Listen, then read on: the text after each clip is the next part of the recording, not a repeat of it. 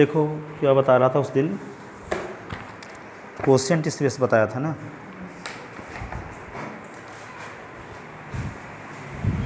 Quotient space क्या है? Quotient space नहीं, quotient group.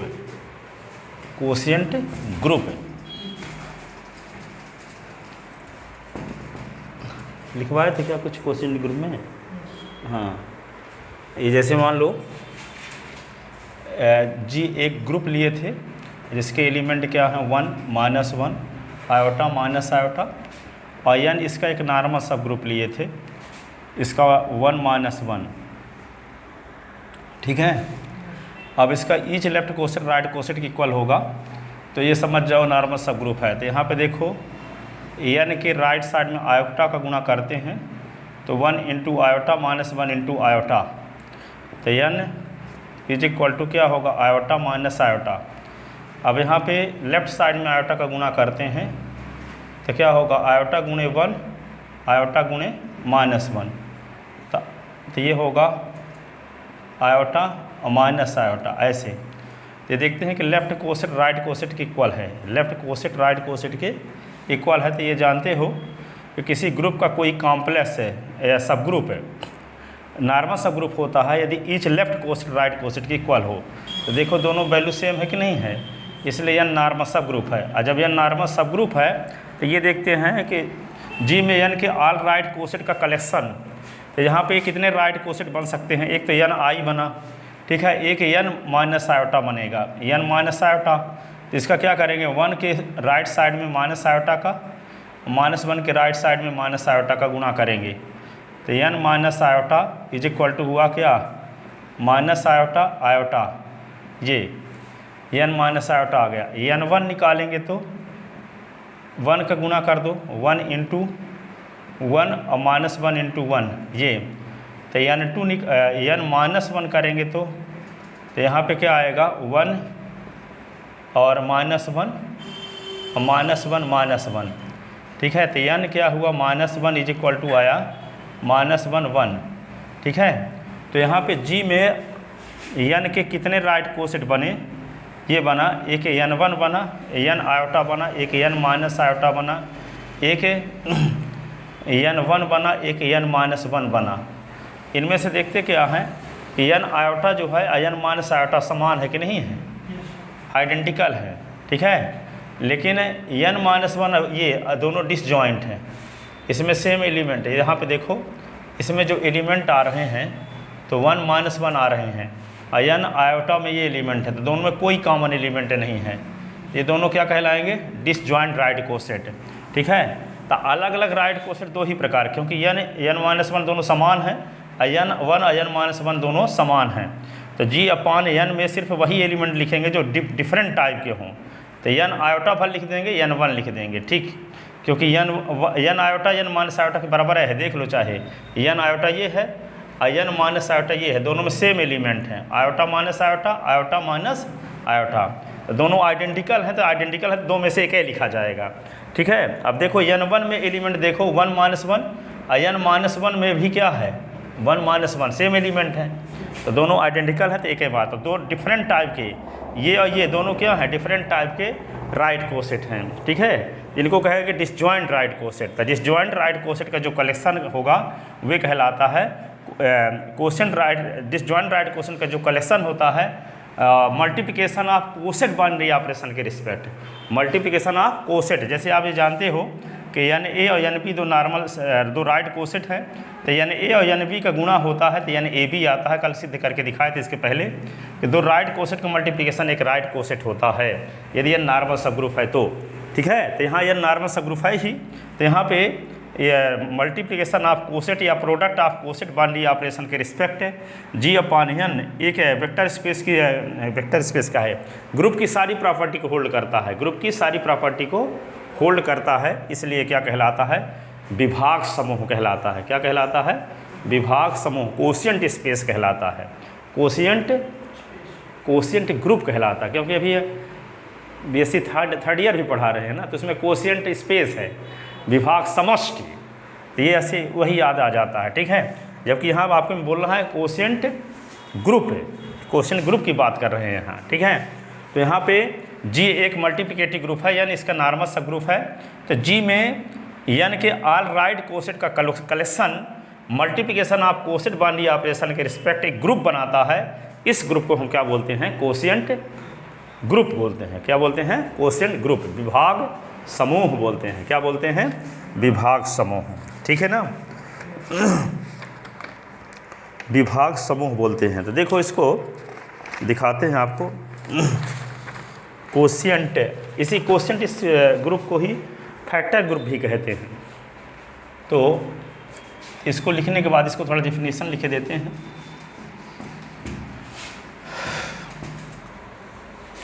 Quotient group, quotient group, if G is a group, G is a group, IN is a normal subgroup of group G, IN is a normal subgroup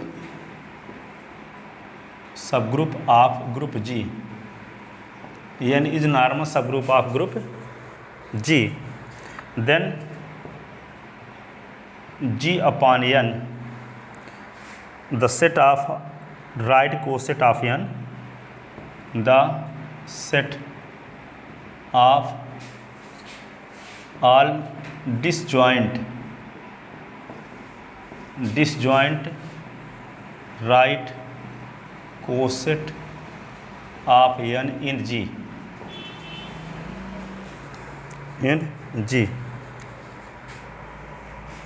is also a group, under the product of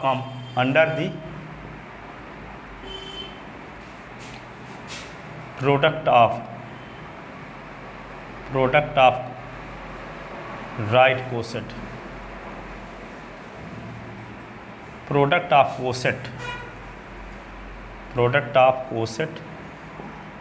coset composition, coset as binary operation,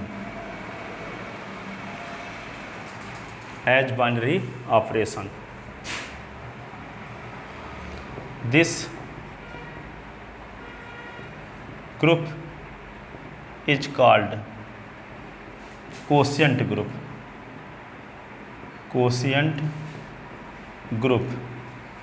और इसी को factor group भी कहते हैं। Factor group, quotient group और factor group.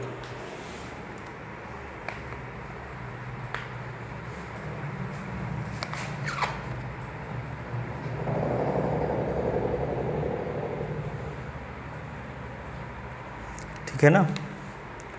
तो देखो ये कोशिएंट ग्रुप की डेफिनेशन हुई।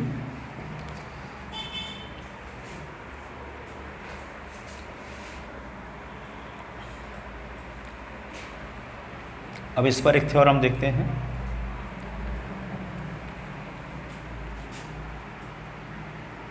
Verification.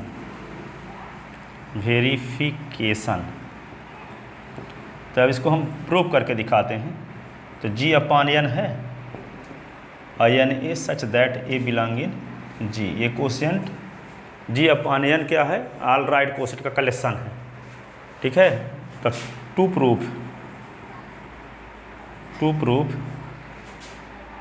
G upon N is a group with respect to multiplication of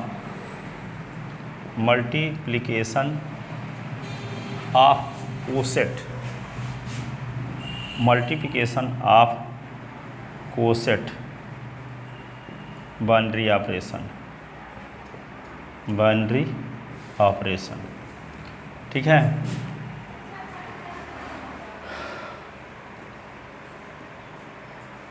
for it we have to show that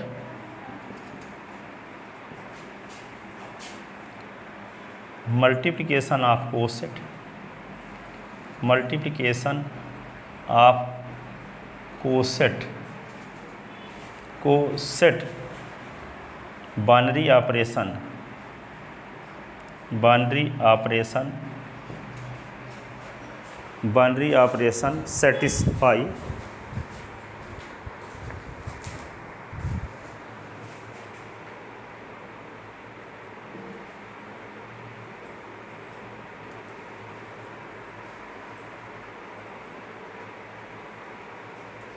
coset satisfy following properties. We have to show that multiplication of coset binary operation satisfy following properties, following properties. तो कौन सी property? Number first जीवन, पहली property का नाम क्या है?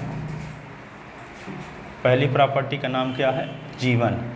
जीवन किसे कहते हैं? क्लोजर प्रॉपर्टी, है ना, क्लोजर प्रॉपर्टी, संबरक नियम। तो लेट दो एलिमेंट लेते हैं, let N A comma N B belong in G upon N, then we see that N A into N B is equal to N A B हुआ। ठीक है, रीजन क्या लिखोगे? Since N is normal so N X N Y is equal to N X Y. जब N normal subgroup हो तो N X और N Y is equal to N X Y हम प्रूव कर चुके हैं। ठीक है, तो सिंस ए और बी बिलोंग इन जी तो implies A into B belong in G तो implies N A B belong in G upon N. A comma B G के एलिमेंट है, दोनों का गुणनफल भी जी के एलिमेंट होगा, तो एन ए बी ए के राइट कोसेट होगा, एन ए बी जब राइट कोसेट होगा तो ये कोशिएंट ग्रुप का एलिमेंट होगा, कोशिएंट ग्रुप का एलिमेंट होगा। Hence property G one is satisfy, hence property G one is satisfy. आप क्या देखते हैं? G2 associative law, associative law, associative तो लिखेंगे क्या? For all N A N B N C belong in G upon N, we see that क्या देखते हैं हम? तो N A into N B is equal to N C, तो N A B into N C तो क्या आएगा? N A B into C तो N A into B C, इसी को लिख सकते हैं N A into N B C, इसी को लिख सकते हैं एन ए एन बी और एन सी। ठीक है, तो ये आ गया। पहले ये दो कोष्टक में थे, अब ये दो कोष्टक में हो गए। Hence G2 is also satisfy in G upon N. अब क्या आता है? G3 existence of identity element, existence of identity element, existence of identity element. ठीक है, तो क्या करोगे? For all N A belong in G upon N there exist N E belong in G upon N such that G upon N का कोई element यदि N A लेते हैं तो इस हर एक एलिमेंट के लिए कि यानी ये एलिमेंट ऐसा होगा कि यानी ए का गुणा यानी ई के साथ करेंगे तो आएगा यानी ए ई, और ए ई मिल के यानी ए होगा। तो इसका मतलब यानी का गुणा करने से यानी में कोई फ़र्क नहीं पड़ा, तो यानी क्या हुआ, आइडेंटिटी एलिमेंट। ठीक है, इसी को हम क्या लिख सकते हैं, इसी को हम लिख सकते हैं यानी ई ए, इसी को लिख सकते हैं यानी ई यानी ए। तो चाहे हम यानी ई का राइट साइड में गुणा करें तो यानी ए आता है, चाहे यानी ई का लेफ्ट साइड में गुणा करें तब भी यानी ए आता है। तो यानी ई क्या है, आइडेंटिटी एलिमेंट है। ठीक है, क्योंकि यानी ए के साथ यानी ई का गुणा करने से यानी ए में कोई फ़र्क नहीं पड़ रहा है। तो यानी ई क्या है, जी अपॉन एन में आइडेंटिटी एलिमेंट। हेंस यानी E is identity element, identity element in G upon N, यानी E is identity element in G upon N. अब क्या आता है, G4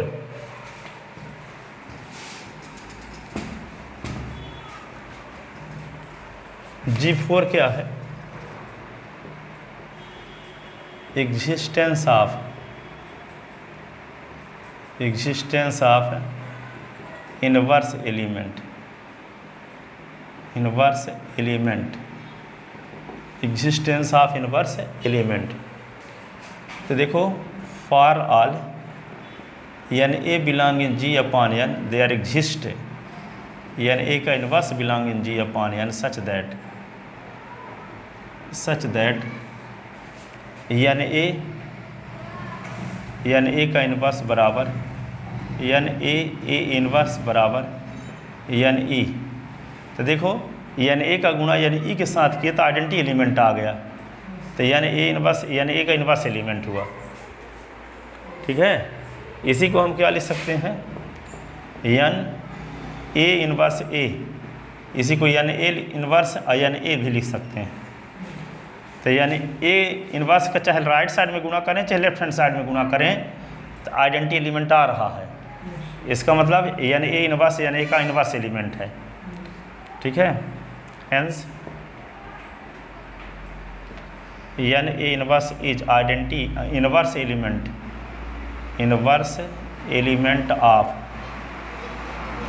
ऑफ यानी ए।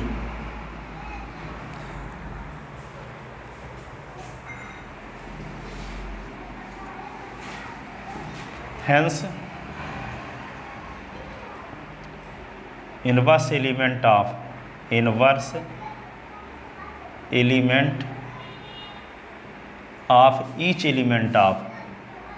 each element of G upon N exist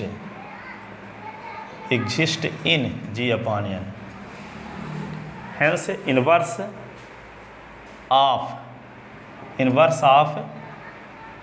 of each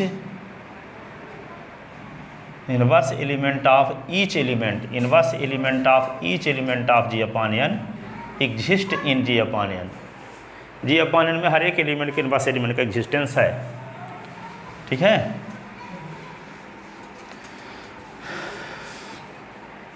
since multiplication of coset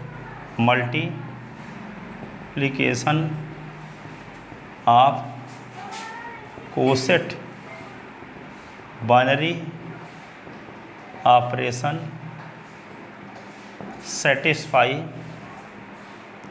satisfy all the property of group, all the properties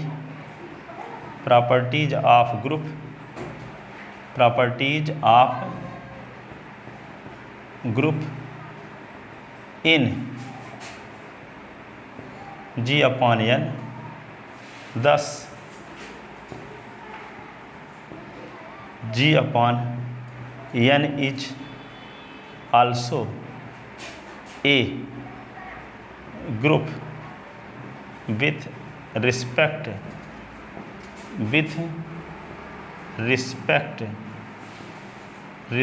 to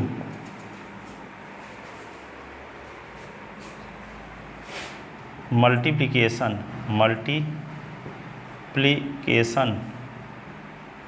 of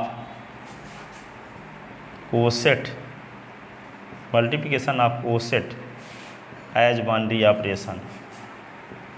binary operation. ठीक है। This group is called, this group G/N is called, क्या कहलाता है? Quotient group or factors group, factor group. ठीक है ना। तो यदि कोशिएंट ग्रुप ये है तो नीचे वाला नॉर्मल सब ग्रुप होता है, ये ध्यान रखना। यदि नॉर्मल सब ग्रुप है तो सब ग्रुप अवश्य होगा। तो ग्रुप की सारी प्रॉपर्टीज में होल्ड करा के दिखा दिए। यहाँ पे अभी एग्जाम्पल जो हम देखे थे,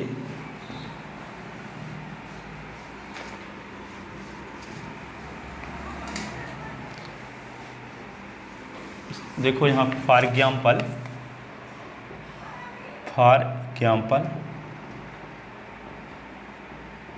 G इज इक्वल टू लिखो 1 - 1 iota minus iota, n is equal to लिखो 1 - 1।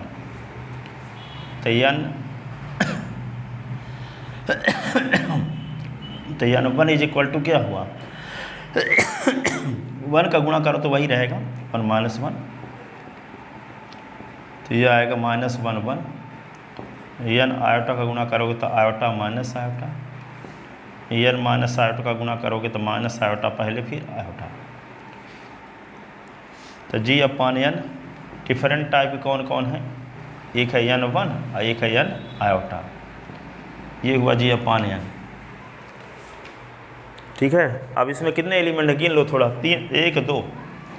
तो order of G/N is equal to 2 है, 2 एलिमेंट ना है इसमें भिन्न भिन्न टाइप के। इतने तो राइट कोसेट बनते हैं, इतने राइट कोसेट में तो दोनों ये आइडेंटिकल है, ये आइडेंटिकल है, तो 2 ही प्रकार के हुए। एक तो चाहे n1 लिखो चाहे n - 1 लिखो, 2 में से एक ही लिखना पड़ेगा। तो n1 लिख दिए। अब n आयोटा लिखो चाहे n - आयोटा लिखो, तो n आयोटा लिख दिए क्योंकि दोनों की वैल्यू सेम है। तो 2 ही एलिमेंट है G/N में। तो किसी ग्रुप में जितने एलिमेंट होते हैं वह उस ग्रुप का ऑर्डर कहलाता है, एलिमेंट की संख्या। तो कितने एलिमेंट है इसमें? 2। तो order of G/N is equal to 2। ठीक है। और यहाँ ऑर्डर ऑफ G कितना है? देखो ग्रुप का ऑर्डर क्या है? 4। ऑर्डर ऑफ n क्या है? 2। ऑर्डर ऑफ n क्या है? 2। अब देखो order of G/N order of n करो तो क्या आएगा? 4/2, 2 1 जा 2 2 जा 2 आ रहा है। तो order of G/N order of n is equal to होता है 2। तो ये इक्वेशन हो गया फर्स्ट और ये इक्वेशन हो गया सेकंड। तो from first and second we get, आपको ये मिल गया एक result. Order of G/N is equal to order of G/N order of n लिख सकते हो। दोनों वैल्यू सेम रहती है।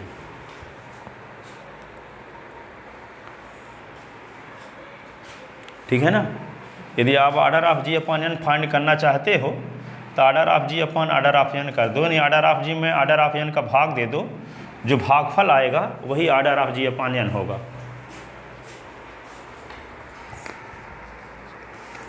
ठीक है ना। अब देखो एक सिंपल ग्रुप क्या होता है। सिंपल ग्रुप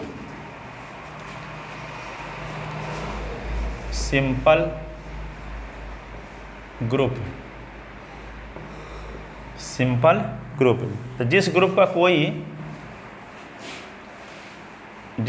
कोई प्रॉपर सब ग्रुप ना हो, प्रॉपर नॉर्मल सब ग्रुप ना हो, उसको क्या कहते हैं? Simple group. तो लिखो, जैसे मान लो, सुन लो, G इज इक्वल टू लिए 1 ओमेगा स्क्वायर और G इज इक्वल टू लिए 1 - 1 आयोटा माइनस आयोटा। ठीक है ना। 2 ग्रुप लेते हैं, ये क्यूब रूट ऑफ यूनिटी का कलेक्शन है और ये 4th रूट ऑफ यूनिटी का कलेक्शन है। अब इसके सब ग्रुप बनते हैं, एक बनेगा H1 जिसके एलिमेंट सिर्फ आइडेंटिटी एलिमेंट है, और एक होगा H2 जिसमें जी के पूरे एलिमेंट हैं, 1 ओमेगा स्क्वायर, इसी को जी भी कह सकते हैं, ठीक है। लेकिन इसके कितने बनेंगे, एक तो बनेगा H1 जिसमें एलिमेंट होगा 1, एक होगा H2 जिसमें एलिमेंट होगा जी के पूरे एलिमेंट 1 - 1 आयोटा माइनस आयोटा, ठीक है। एक और बनेगा H3 1 - 1, ठीक है। तो H2 तो जी के बराबर है ना, है, पूरे एलिमेंट आ गए।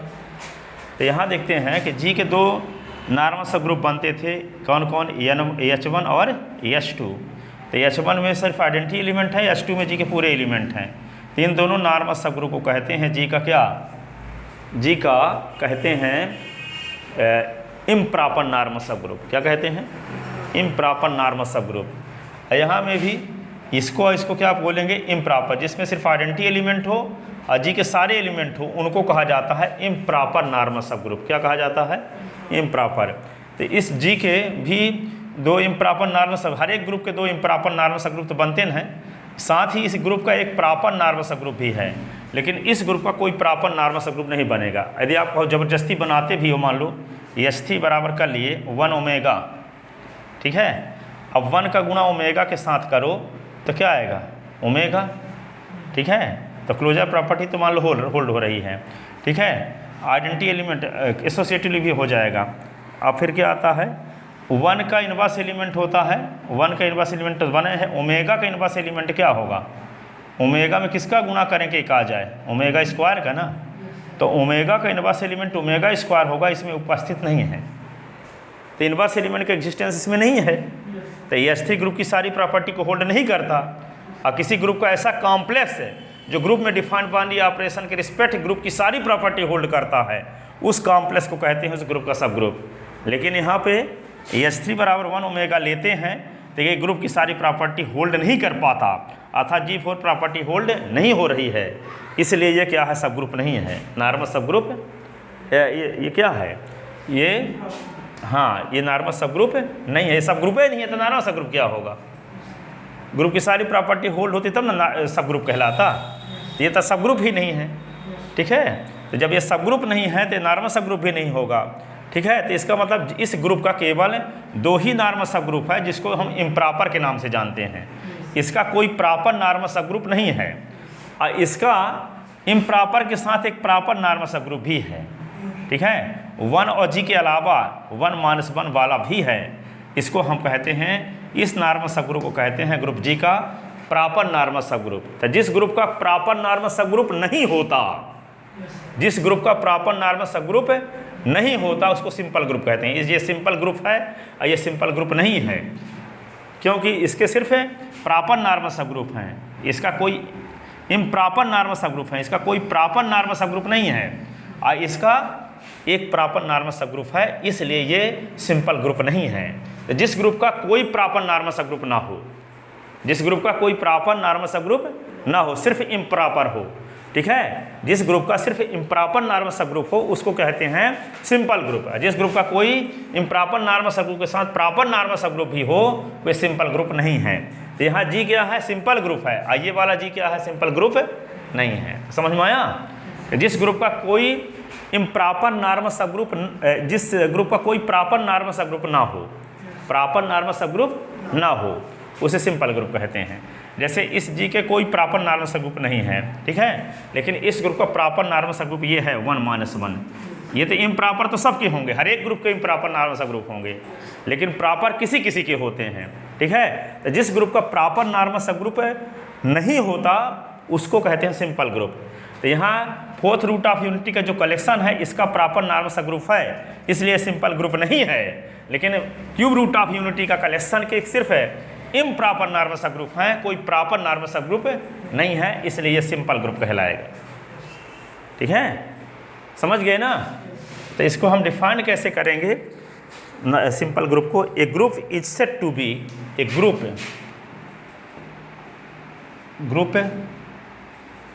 ए group Google Pay for Business is said to be simple group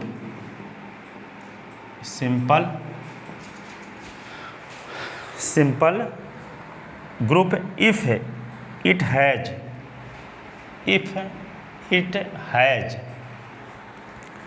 no proper normal subgroup, it has no proper normal सब group.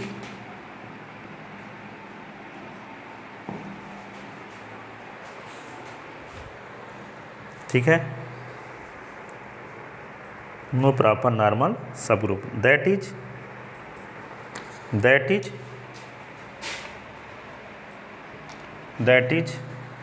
It's normal subgroup are, its normal subgroup are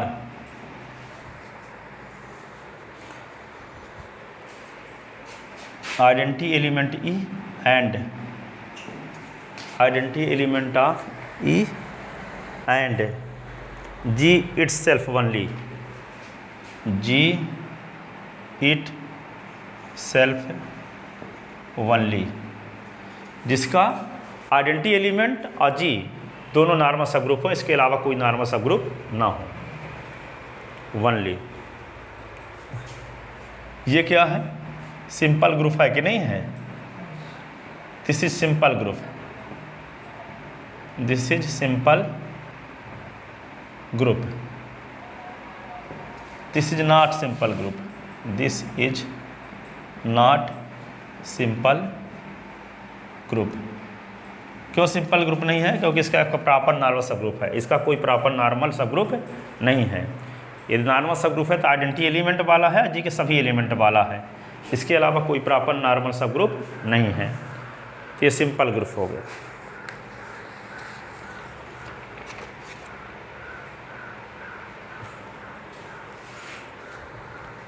और क्या पहचान है simple group के example के लिए? कोई group दुनिया का ऐसा लो जिसका ऑर्डर प्राइम नंबर हो, जिसका ऑर्डर प्राइम नंबर यानी अभाज्य संख्या, ठीक है, वो निश्चित रूप से सिंपल ग्रुप होगा। जैसे यहाँ पे 3 अभाज्य संख्या है, 3 है भर से, 3 किससे कटता है? 1 से कटेगा अथवा 3 से, तो 3 प्राइम नंबर है, लेकिन 4 प्राइम नंबर नहीं है। 4 1 और 4 के अलावा 2 से भी कटती है, तो 4 प्राइम नंबर नहीं है, कंपोजिट नंबर है, भाज्य संख्या है, ठीक है, और ये प्राइम नंबर है इसका ऑर्डर। तो जिस ग्रुप का ऑर्डर प्राइम नंबर होगा निश्चित रूप से वो सिंपल ग्रुप होगा। जिस ग्रुप का ऑर्डर प्राइम नंबर होगा वह क्या होगा? सिंपल ग्रुप होगा। लिख लेते ना।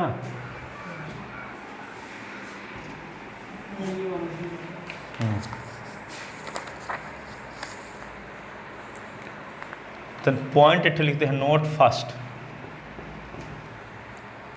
Each group of prime order is simple group, each group of prime order, each group of prime order is simple group, ठीक है, each group of prime order is simple group. जैसे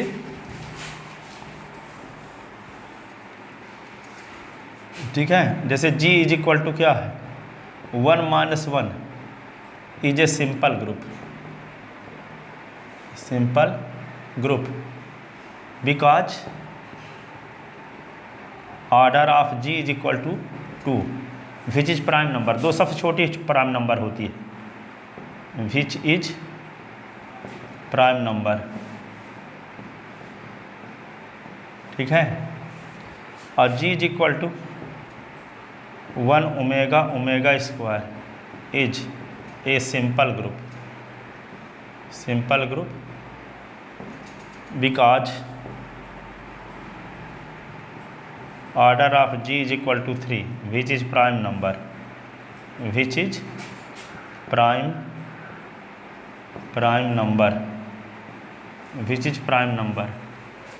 ठीक है। लिख लेता ना।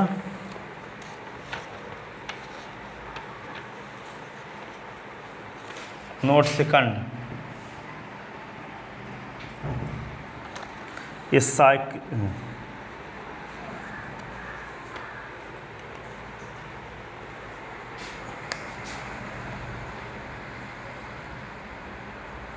हाँ लिखो an abelian group, an abelian group of composite order, of composite order is not simple group, is not a simple group. जैसे जी क्या है, आबेलियन ग्रुप है ना, 1 - 1 iota minus iota is an abelian group.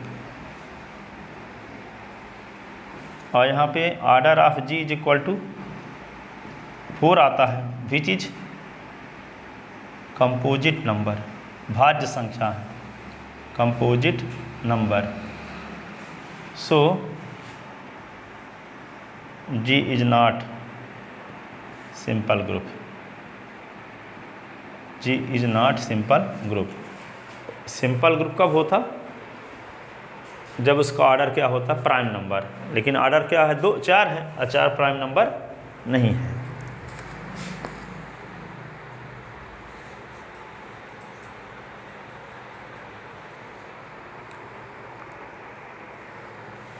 लिख लिए।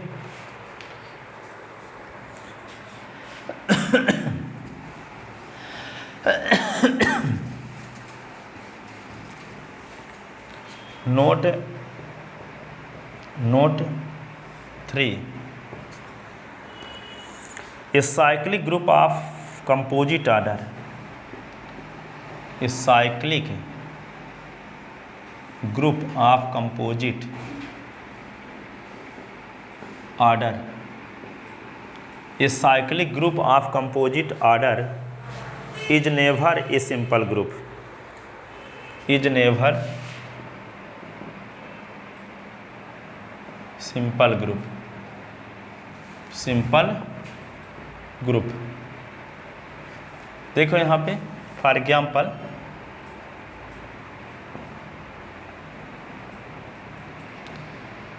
जी इज इक्वल टू हम लिखते क्या हैं, 1 - 1 आयोटा माइनस आयोटा। और जी के हर एक एलिमेंट को लिखा जा सकता है आयोटा की पावर 1, आयोटा की पावर 2, आयोटा की पावर 3, आयोटा की पावर 3, आयोटा की पावर 4। क्यों? क्योंकि इसको सॉल्व करो तो क्या आएगा, आयोटा आएगा, ये -1 आएगा, माइनस आयोटा, और ये क्या होगा 1। सब एलिमेंट आ गए कि नहीं, ठीक है। इसका मतलब इस ग्रुप के सभी एलिमेंट इसी ग्रुप के एक एलिमेंट के इंटीग्रल पावर के फॉर्म में लिखे जा सकते हैं। तो so G is a cyclic group generated by iota. Clearly G is cyclic group, clearly G is cyclic group generated by iota and iota is its generator, and iota is its generator, ठीक है। Iota cyclic group है, ठीक है। तो यहाँ पे देखो इसका ऑर्डर क्या है, order of G is equal to 4 which is composite number, which is composite number, ठीक है। ऑर्डर कंपोजिट हो और क्या हो, साइक्लिक ग्रुप हो, तो कभी भी सिंपल नहीं होगा। वही लिखा है, ए cyclic group of composite order is never a simple group. Cyclic group भी हो और कंपोजिट ऑर्डर भी हो, तो साइक्लिक ग्रुप क्यों है, क्योंकि इस ग्रुप के सभी एलिमेंट इसी ग्रुप के एक एलिमेंट के इंटीग्रल पावर के फॉर्म में व्यक्त हैं, ठीक है। इस ग्रुप के एक ही एलिमेंट के इंटीग्रल पावर के फॉर्म में व्यक्त हैं, इसलिए साइक्लिक ग्रुप है, ठीक है ना। और इसका ऑर्डर क्या है, 4 है, जो कि कंपोजिट नंबर है, भाज्य संख्या है, अभाज्य संख्या नहीं है, ठीक है। इसलिए ये किसी हालत में सिंपल ग्रुप नहीं हो सकता, सिंपल ग्रुप नहीं हो सकता, ठीक है। इतना अब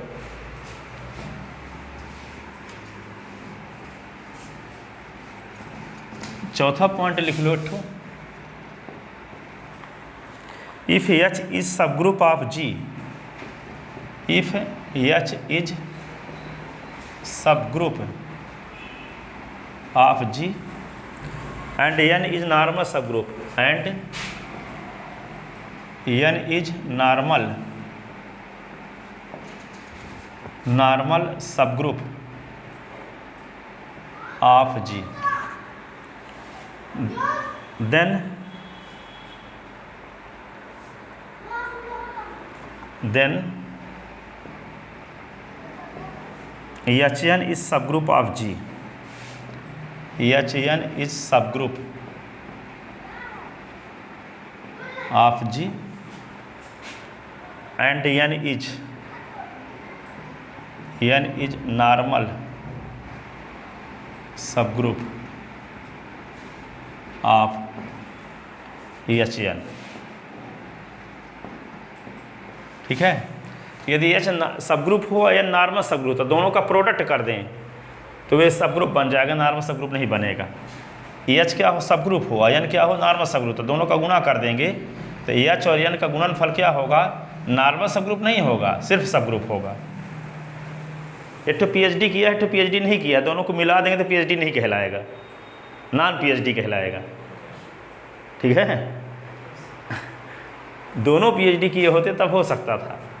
ठीक है, तो वही क्या बोला, H सबग्रुप है, N क्या है नॉर्मल सबग्रुप, तो दोनों का मल्टीप्लाई करोगे तो नॉर्मल सबग्रुप नहीं होगा, सबग्रुप भर होगा, क्योंकि सबग्रुप से बड़ी प्रॉपर्टी ना है नॉर्मल सबग्रुप में एक्स्ट्रा प्रॉपर्टी, सबग्रुप तो होना चाहिए, साथ में कुछ एक्स्ट्रा प्रॉपर्टी जब होल्ड होती है तब यह नॉर्मल सबग्रुप कहलाता है। ठीक है, तो यदि H सबग्रुप है नॉर्मल सबग्रुप तो दोनों का प्रोडक्ट क्या होगा, नॉर्मल सबग्रुप नहीं होगा, सबग्रुप होगा। ठीक है, और जबकि N क्या होगा, नॉर्मल सबग्रुप होगा Hn का। N नॉर्मल सबग्रुप पहले G का था, लेकिन N क्या हो जाएगा, नॉर्मल सबग्रुप हो जाएगा दोनों के प्रोडक्ट का, दोनों के प्रोडक्ट का। Note 5,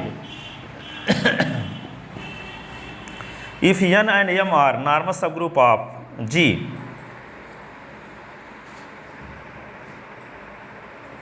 if N and M are normal subgroup of group G, then N M दोनों का product is also normal subgroup of, also normal subgroup of G। यदि दोनों नॉर्मल सबग्रुप हैं तो दोनों का प्रोडक्ट नॉर्मल सबग्रुप होगा G का। इन सब का यूज होगा जॉर्डन होल्डर थ्योरम जब प्रूव करेंगे तो ये सब पॉइंट का यूज हो जाएगा। ठीक है, अब आता है conjugate element. Conjugate element, conjugate लिखो, conjugate element, conjugate element, conjugate element.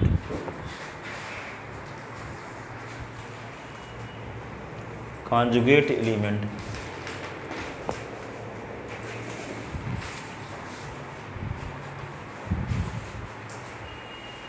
ठीक है, तो कॉन्जुगेट एलिमेंट क्या है देखते हैं।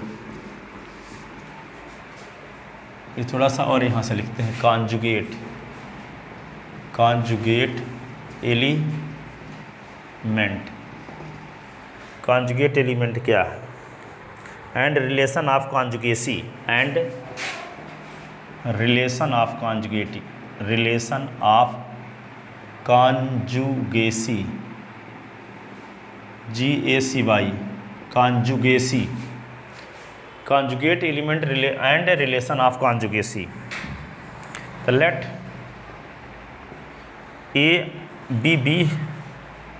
A comma B two element of group G, two element of group G। A और B दो एलिमेंट हैं ग्रुप G के। ठीक है, element of group, then B is said to B,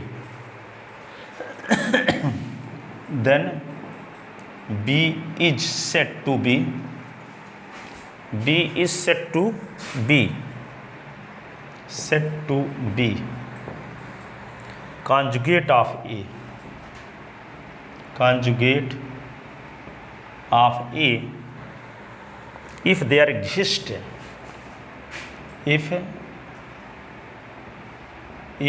there exist, if there exist, if there exist an element, an element x belong in G such that B बराबर x inverse AX।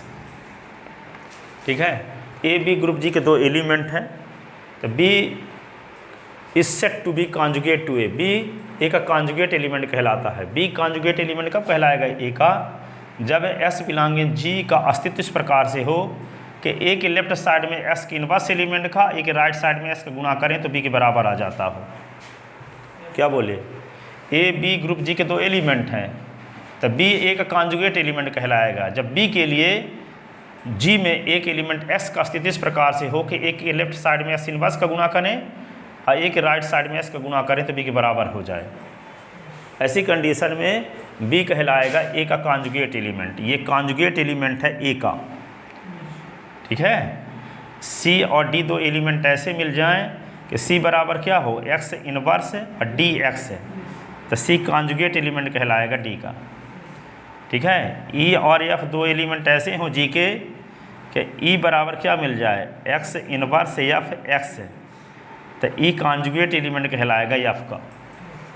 ई conjugate element कहलाएगा F का, सी conjugate element कहलाएगा D का, B conjugate element कहलाएगा ए का, P conjugate element कहलाएगा ए का। तो ए और B two element of group G, then B is said to be conjugate of A if there exist an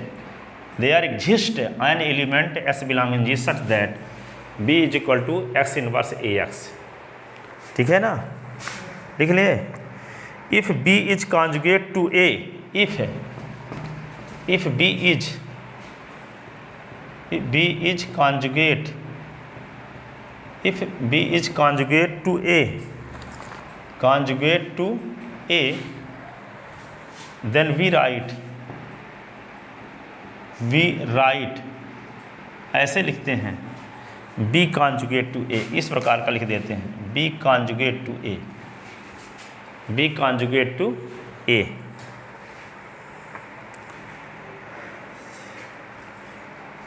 and this relation in G, and this relation in G, G में यह रिलेशन क्या कहता, will be called,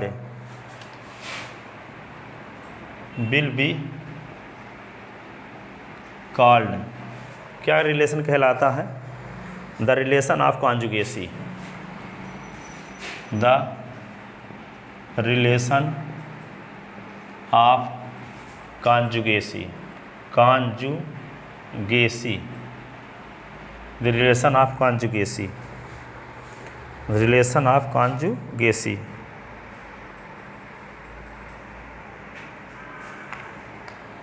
ठीक है, note first,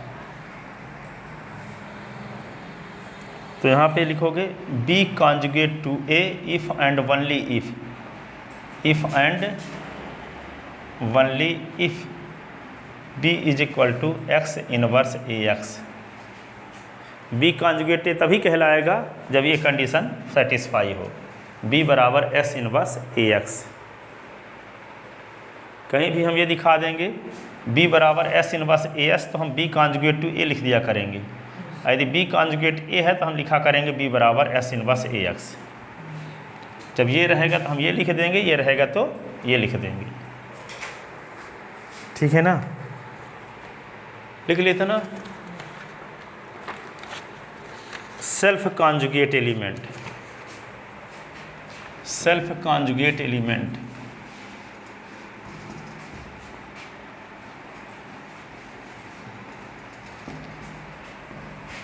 self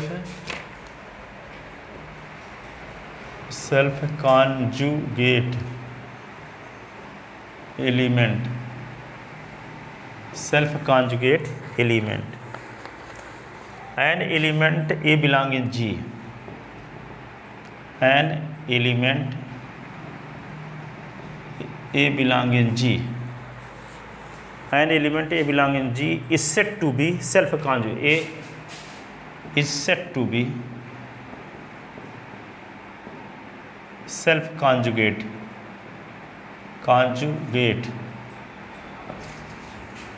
self conjugate if A is the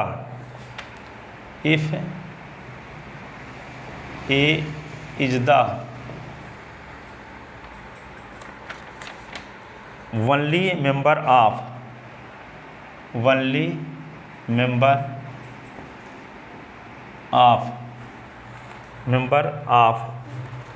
conjugate class of A, conjugate class of CA of element, ठीक है, that is C of ए के कॉन्जुगेट क्लास में सिर्फ एक ए एलिमेंट कंटेन हो, ए के कॉन्जुगेट क्लास में सिर्फ ए एलिमेंट कंटेन हो, तो ए को हम क्या बोलेंगे, सेल्फ कॉन्जुगेट एलिमेंट। ए के कॉन्जुगेट क्लास को सी ऑफ ए से डिनोट करते हैं, सी ऑफ ए में केवल ए भर एलिमेंट हो, इसके अलावा कोई एलिमेंट ना हो, तो उसको हम क्या बोलते हैं, सेल्फ कॉन्जुगेट एलिमेंट। यदि ए के कॉन्जुगेट क्लास में ए के अलावा कोई दूसरा एलिमेंट ना हो तो ए कहलाता है सेल्फ कॉन्जुगेट एलिमेंट। अब लिखो centre of group G, centre of group G, centre of group G, centre of a group, centre of a group, centre of a group.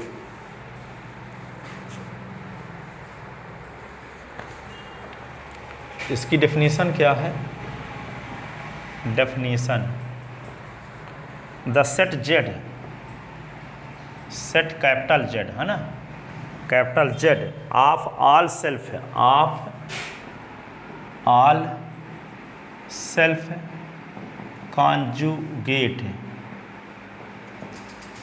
Of all self conjugate elements,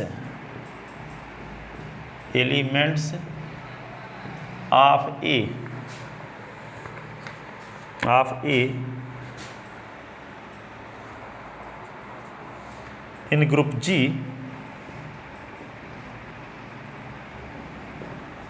is called center of group G, center of group G, ठीक है। it is denoted by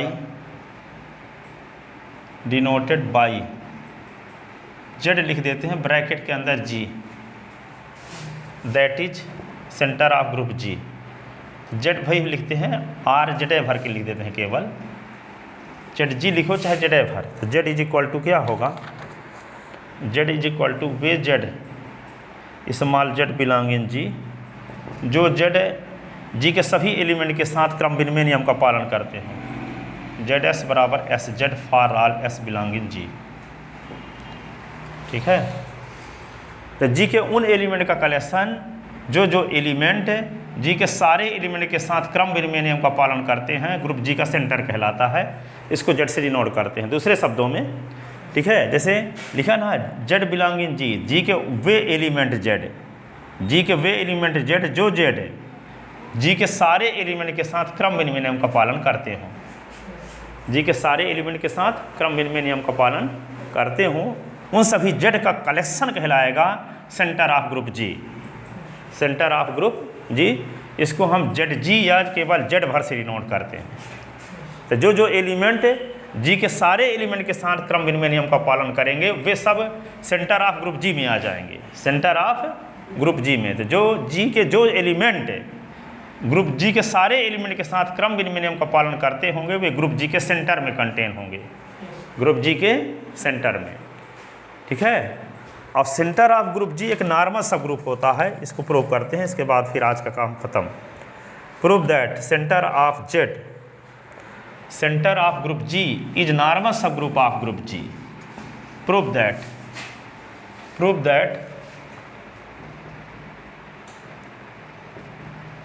prove that, अब इसको दूसरे लक्षण में लिखते हैं, centre वाला क्या लिखे देते हैं उसी में। Prove that centre of group G is normal सब group of group G, normal सब ग्रुप ऑफ ग्रुप जी।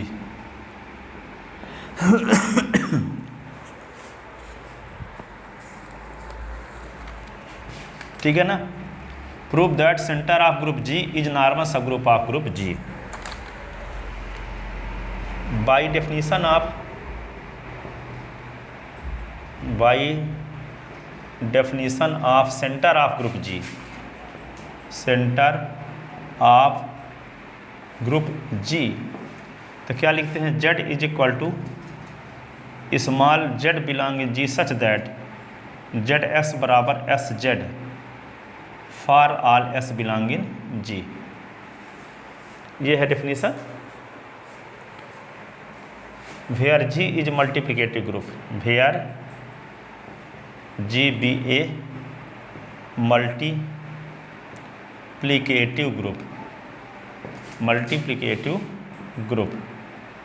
ठीक है। तो जेड, कैपिटल जेड क्या है, जी ग्रुप जी के उन एलिमेंट का कलेक्शन है जो एलिमेंट ग्रुप जी के ऑल एलिमेंट के साथ कॉम्यूटेटिव लॉ को होल्ड करते हैं। तो देखो यहाँ पे ये जानते हो सुन लो, यदि आपको ग्रुप जी है, एच क्या है, एक कॉम्प्लेक्स है, तो कॉम्प्लेक्स एच को सबग्रुप सिद्ध करना हो तो ये दिखाना पड़ता है कि A B belong in H, तो A into B inverse belong in H, तो एच क्या हो जाता है, सबग्रुप सिद्ध हो जाता है। ठीक है। लेकिन एच को नॉर्मल सबग्रुप सिद्ध करना है तो क्या करना पड़ता है, X belong in G I H belong in H, तो क्या देखते हैं, X H X inverse belong in H, यही ना दिखाना पड़ता है। तब एच क्या कहलाता है, नॉर्मल सब ग्रुप। तो आपको सेंटर ऑफ जेड के बारे में, सेंटर ऑफ ग्रुप जी के बारे में कुछ भी पता नहीं है, हम ये भी नहीं जानते कि जेड सब ग्रुप है कि नहीं है, अब ये भी नहीं जानते कि नॉर्मल सब ग्रुप है कि नहीं है, तो दोनों सिद्ध करना पड़ेगा, क्योंकि कोई सब ग्रुप ही नॉर्मल सब ग्रुप बनता है। ठीक है। तो यहाँ पे क्या है, पीएचडी वही कर सकता है जो पीजी किया हो, तो पहले तो देखना पड़ेगा कि जेड पीजी किया है कि नहीं किया है। ठीक है। तब ना पीएचडी करेगा। तो यहाँ पे देखना पड़ेगा कि जेड सब ग्रुप है कि नहीं है, अब इसके बाद दिखाएंगे नॉर्मल सब ग्रुप। ठीक है। जो सब ग्रुप होगा वही नॉर्मल सब ग्रुप होने का अधिकारी है। ठीक है। कोई कॉम्प्लेक्स नहीं बन सकता नॉर्मल सब ग्रुप जब तक कोई सब ग्रुप ना हो। ठीक है। तो क्या करेंगे, यही हम जेड को नॉर्मल सब ग्रुप सिद्ध करना चाहते हैं, तो इसके लिए दो चीज़ें दिखाना पड़ेगा। पहली चीज़ ये दिखाना पड़ेगा कि यदि हम इस कैपिटल जेड के दो एलिमेंट लेंगे, Z1 और Z2 belong in capital Z, तो ये दिखाना पड़ेगा Z1 और Z2 का inverse belong in capital Z. ठीक है। तब ये Z1 सब ग्रुप कहलाएगा। ठीक है। अब यहाँ पे पहले तो ये दिखाना पड़ेगा कि Z2 जेड में कंटेन है कि नहीं कंटेन है, Z2 का inverse.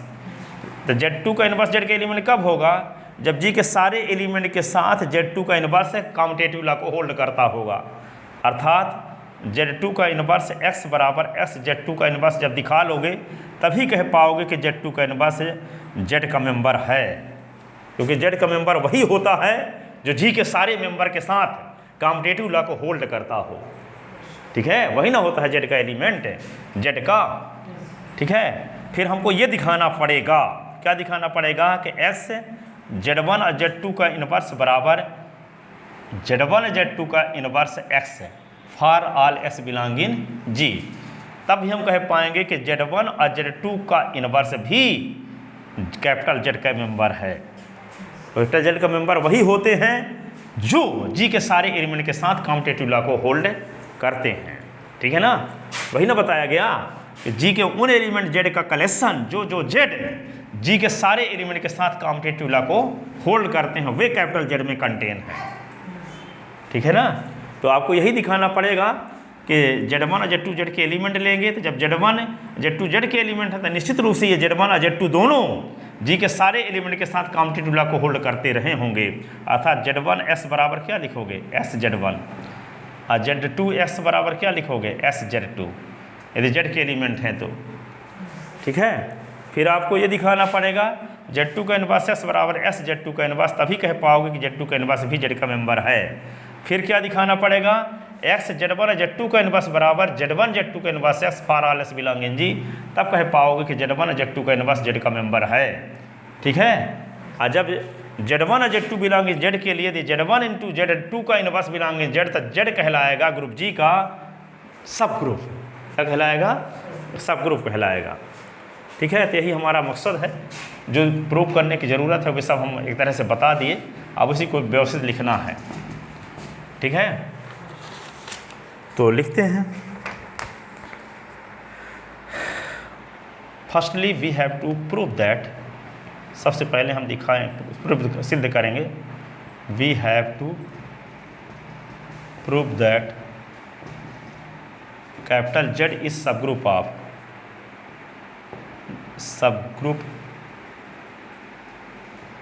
Ji, sub group of जी। ठीक है, तो क्या लिखेंगे? लेट Z1 और Z2 belong in capital Z, then निश्चित रूप से Z1 S बराबर SZ1 और Z2 X बराबर SZ2 for all X belong in G. G के सभी एलिमेंट के साथ कम्यूटेटिव लॉ को होल्ड करेंगे, तभी वे कैपिटल जेड के मेंबर कहलाएंगे Z1 और Z2। ठीक है, तो फिर Z2S बराबर SZ2, तो क्या for all S belong in G, for all S belong in G, तो हम क्या करते हैं Z2 का इनवर्स का दोनों साइड में गुणा करते हैं, Z2 के इनवर्स का दोनों साइड में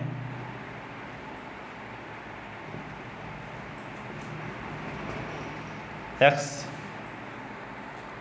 Z2 का इनवर्स X और Z2 और Z2 का इनवर्स। इससे क्या फ़ायदा होगा? Z2 का इनवर्स और Z2 मिलके E बन जाएगा, और Z2 का इनवर्स X, ये क्या होगा Z2 और Z2 का इनवर्स, तो Z2 और Z2 का इनवर्स मिलके E ना बन गया, तो E X Z2 का इनवर्स, Z2 का इनवर्स X, ये E का गुणा करने से कोई फर्क पड़ेगा नहीं क्योंकि आइडेंटिटी एलिमेंट है, तो X Z2 का इनवर्स बराबर Z2 का inverse X for all S belong in G, for all S belong in G, for all S belong in G, for all S belong in G. तो देखो Z2 का inverse है जी के सभी element के साथ क्रम विनिमय नियम का पालन करने लगा, तो इसका मतलब Z2 का इनवर्स किसका मेंबर हो गया? सेंटर ऑफ ग्रुप जी का। तो इम्प्लाइज Z2 का inverse belong in capital Z by definition of centre of group G, by definition of centre of group G, by definition of centre of group G, by definition of centre of group G. ठीक है ना, Z2 का inverse Z के तो belong कर गया। अब देखते हैं आगे, हमारा मकसद ये है Z1 और Z2 का इनवर्स। हमारा मकसद क्या दिखाना है कि Z1 और Z2 का इनवर्स Z का मेंबर है, तो क्या दिखाना पड़ेगा इसके लिए? X Z1 और Z2 का इनवर्स बराबर Z1 और Z2 का inverse X for all S belong in G दिखाना पड़ेगा, यही ना दिखाना पड़ेगा। ये एलिमेंट भी एस के सारे एलिमेंट के साथ कम्यूटेटिव लॉ को होल्ड करता है, तभी ये एलिमेंट जेड का एलिमेंट कहलाएगा। और जब ये एलिमेंट जेड का एलिमेंट कहलाएगा तभी तो वो सब ग्रुप सिद्ध हो पाएगा। तो उद्देश्य को देखते हुए काम करते हैं, ठीक है ना। इस पर विचार करते हैं। नाउ किस पर, Z1 इंटू Z2 का इनवर्स में S लगा के देखते हैं। इसी को क्या लिख सकते हैं, Z1 लिख दो और Z2 का इनवर्स S लिख दो, Z2 का इनवर्स, ठीक है। अब देखो यहाँ पे ये इक्वेशन लिख लो, ये इक्वेशन लिख लो फर्स्ट, ये इक्वेशन लिख लो सेकंड और ये इक्वेशन लिख लो थर्ड। इसको देख लो, ये फर्स्ट है, ये सेकंड है और ये थर्ड है। अब देखो यहाँ पे Z1 लिखे और Z2 का इनवर्स एक साथ लिख दिए। अब क्वेश्चन में देखो यहाँ पे इक्वेशन थर्ड को देखो, Z2 का इनवर्स S के स्थान पे क्या लिखा जा सकता है, Z2 का इनवर्स S के स्थान पे क्या लिखा जा सकता है, इनवर्स X Z2 का इनवर्स है।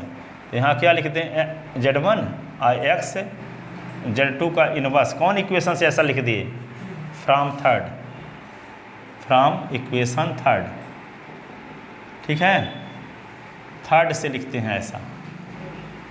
अब क्या करोगे, ये Z1 और X को एक साथ ब्रैकेट में करो और Z2 का इनवर्स अलग कर दो by associative law, by G2 property.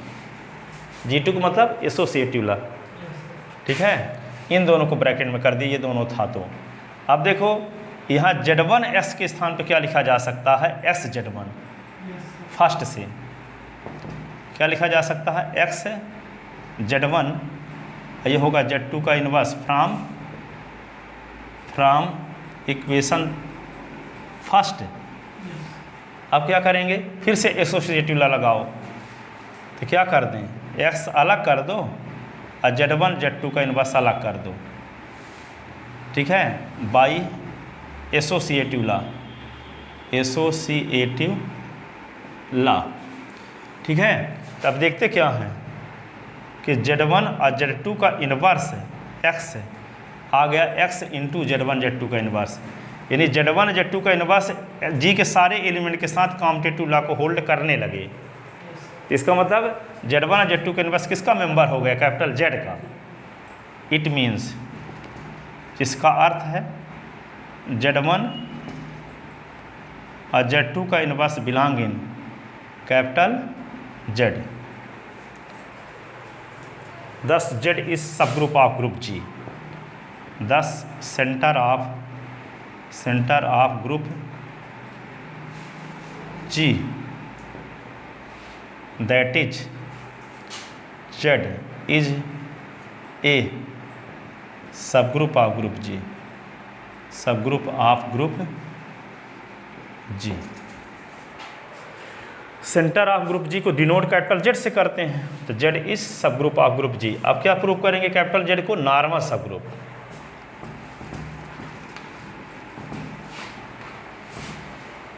Now we have to prove that, now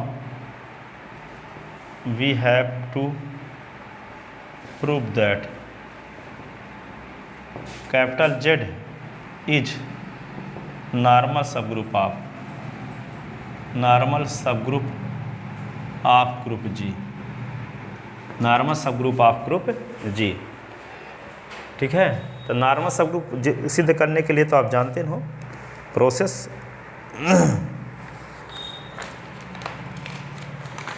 क्या बताए थे आपको कि यदि जी एक ग्रुप है, एच क्या है, इसका सब ग्रुप है, तो हम for all S belong in G, for all H belong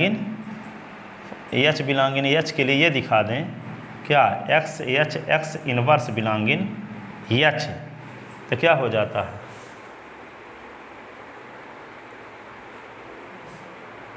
क्या कहलाता है, एच नॉर्मल सब ग्रुप कहलाता है, ठीक है। एक ये भी बताए थे कि एक्स एच एक्स का इनवर्स सबसे टॉप एच तभी नॉर्मल सब ग्रुप कहलाता है।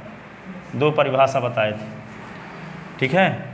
तो हमको यही दिखाना पड़ेगा कि जेड के नॉर्मल सब ग्रुप है, तो नॉर्मल सब ग्रुप दिखाने के लिए क्या करना होगा, हम इस पर विचार करते हैं। For all X belong in G, small Z belong in Z, we see that,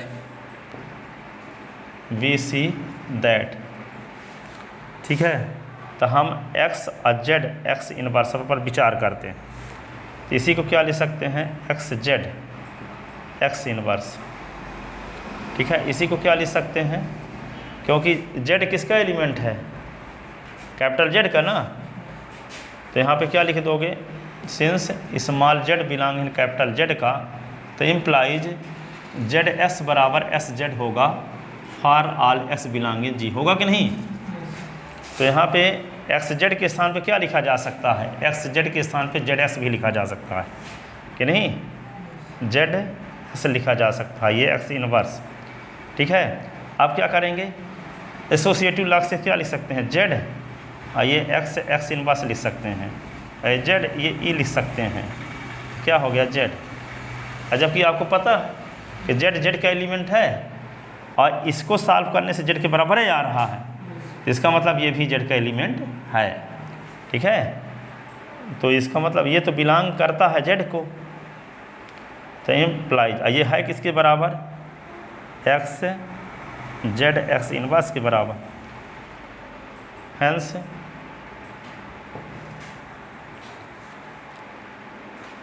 for all X belong in G और for all Z belong in capital Z, we get X Z X inverse belong in Z, thus Z is normal subgroup of group G, normal सब group of group G, ठीक है। तो Z क्या हुआ, normal सब group of group G होगा, ठीक है।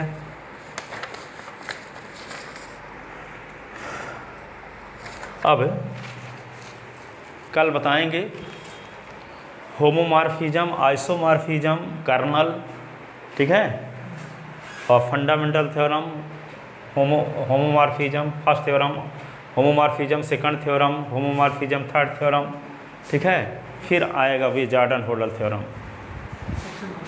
हाँ, जो 10 नंबर का उपयोग करेगा निश्चित रूप से, 10 नंबर का। अब ये आप लोग बीएससी सेकंड ईयर कुछ पढ़े नहीं हो, लॉकडाउन में फंसे थे, तो उनको हम समझाएंगे कैसे, इसलिए सब बताना पड़ता है पीछे का बेस, नहीं इसको समझ नहीं पाओगे, जब समझ नहीं पाओ तो उसको रट थोड़ी सकते हो।